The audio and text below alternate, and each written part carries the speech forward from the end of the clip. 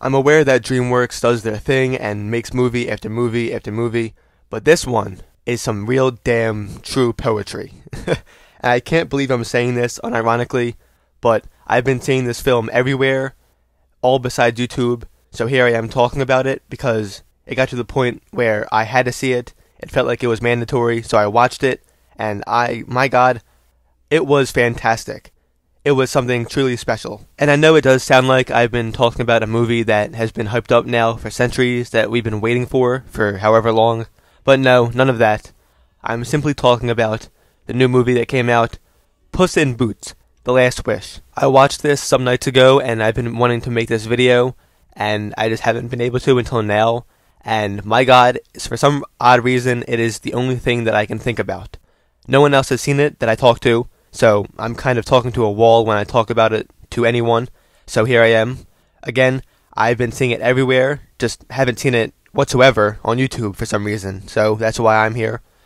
But God, the movie was amazing. It was fantastic, and DreamWorks put out a top-tier movie with this one, and I'm not lying.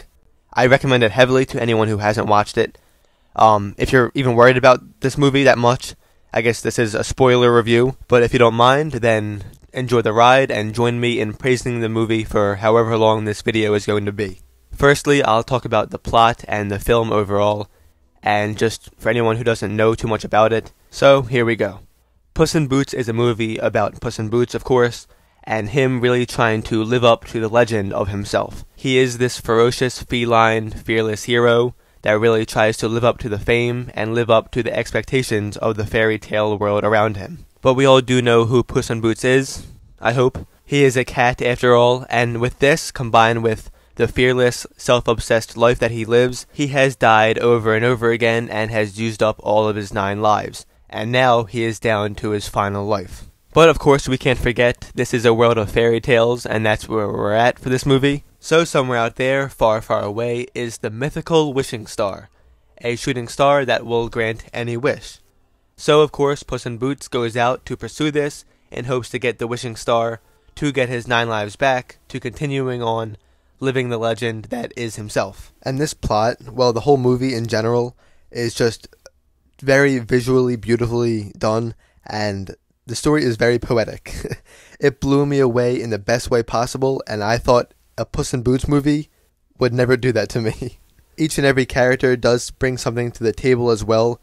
Every character is crucial to this story, and they all play their part significantly well. And we do have some new characters, some that were not really a surprise, because they're all from, fairy tales and whatnot.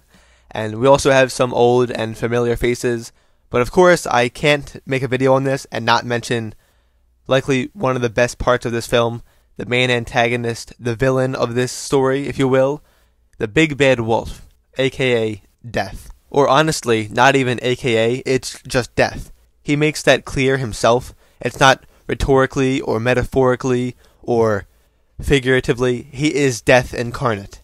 And in this fairy tale world, he is represented as the big bad wolf, and it just goes so well together. And in the movie, he shines tremendously. With Puss being on his last life, we have Death following him around every corner. He is looming over Puss the entire movie, all the way up until its very end, and it is done very well. It got to a point where I was even anticipating his arrival at times, and I was excited for him to show up, just to see what else he had to offer, even if it was for only a few seconds. I will say though, which brings me to my next point, at times I did not expect him to show up, but other times, most of the times, I did, and that's when he did show up.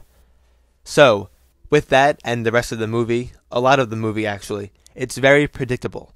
Not to say that it's a bad movie or anything like that. Obviously, I've been praising it the entire time, and it's a great movie. I recommend it, again. But it is very predictable. A lot of narrative and story-driven points of some characters and the movie in general is very predictable, and you could tell when things are going to occur or how things are going to roll out. I'm not saying that's necessarily a bad thing or it's a negative thing on DreamWorks' part. It's just very predictable throughout the entire movie pretty much, and you can tell how things are going to pan out, so there's no really shock factor. Fortunately though, with that, all of the wholesome moments that you hope to happen will probably happen, considering it is so predictable. But the surprise and shock that you normally get when things aren't predictable might not be there, but they are definitely still there. They remain thanks to the character of the big bad wolf, or Death. So, thanks to him, we still have that incorporation in the film. But like I said, it's not anything too bad. I just wanted to point that out. But back to Death, like I said, he brings absolute fear. He brings intimidation, and every time he shows up, it is haunting. And with Puss having the main stage, being the protagonist, of course, we get his perspective for most of the time, and especially with his relations with Death. Whenever Death shows up, his eyes widen, his fur poofs up, and he is experiencing fear at its fullest, for possibly the first time, and I think they handle it very well. It's honestly disturbing at points, with his heart beating faster and faster by the second, his eyes widen, his fur poofs up, because he's experiencing fear, and it really gives you a good sense of inevitability. It's inevitable, and no matter what he tries to do, he can't escape it, and they give a full-blown perspective when it comes to that, and it's done really well. And when he shows up too, the whistling, oh my god, that is so goddamn cool. It's so badass.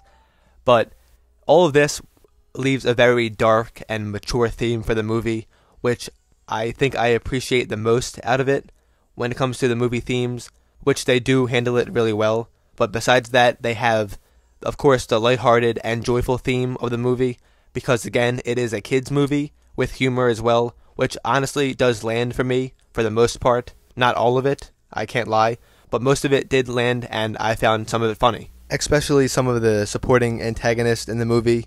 We have Goldilocks and the Three Bears as a crime family, which is weirdly well done. We have Jack Horner, which is voiced by John Mulaney, and everything that I tried to do, I could not unhear John Mulaney. I know he's voicing the character and whatnot, but it's not even voice acting. He's just doing his normal voice as this big guy, so every time I heard him talk, my mind went to John Mulaney, and I couldn't even focus on the actual character being voiced by John Mulaney. But thanks to that character, and thanks to Jack Horner, we get a good look at a bunch of different magical items from different fairy tales, which is pretty cool to see. And we also get this Jiminy Cricket knockoff parody character, which is pretty damn funny. His humor landed the most for me, I think, and it was just a blast to watch him. Besides the antagonists, though, we have our three main protagonists. Puss in Boots, of course, which is just Puss in Boots. We have Kitty Softpaws, which is the supporting role, and then we have Perrito, the Chihuahua that goes unnamed for 90% of the movie. But like I'd already said, that these three characters, especially, are crucial to the story, and they all play their part, and they all do it very well. Kitty Softpaws is a love interest and a partner in crime with Puss in Boots, and now that I think about it, it's actually very similar to Batman and Catwoman and their relationship, but that's not what this video is about. But both her and Perrito, the Chihuahua that is supposed to be very ugly, that I weirdly find cute, are both very crucial to the story, and they have very significant roles. They're the two supporting characters, or two side protagonists, or it's like deuteragonist, or something like that, I think, where it's like a side protagonist. I'm not sure, but they're definitely there. They're clear, their motives are clear, and they're very important to the story and what's going on. Everyone is after this wishing star, which also needs a map to get there, which of course causes some havoc because everyone is trying to get their hands on this map. But the best part about this map, I think, is that whenever someone touches this map, the environment around them changes to give them a path that they have to go through to get to the star, to get their wish, which is really damn cool, because in the movie, not only is it really cool for narrative and plot points to actually keep it pushing, but it also brings some very beautiful scenery and very cool settings and sets that they have to go through, and it's a whole, just visually, it's very good looking. And I'm not also sure if I mentioned this yet, but the animation as well is very well done. There's a lot of attention to detail things here and there, which is greatly done, and just visually as well. The animation is kind of similar to Into the Spider-Verse, which is, of course, something to praise by itself, which they do in this movie, and I honestly couldn't go any longer without mentioning that. And with the animation as well, there's fight scenes, of course, and they're really damn cool. The fight scenes are intricate, and they have a lot of details, And of course, the animation also raises it to an extreme level of detail and just quality. It's not quantity when it comes to this movie, it is quality for sure. And everything has quality to it. Even the smallest scenes or the smallest details have a high quality to it, which is something to appreciate. From beginning to end, this movie is a treat. It was a surprise, to be sure, definitely a welcome one, because of course I didn't know how good it was before watching it, but I could definitely say I recommend it, and I'm glad I watched it.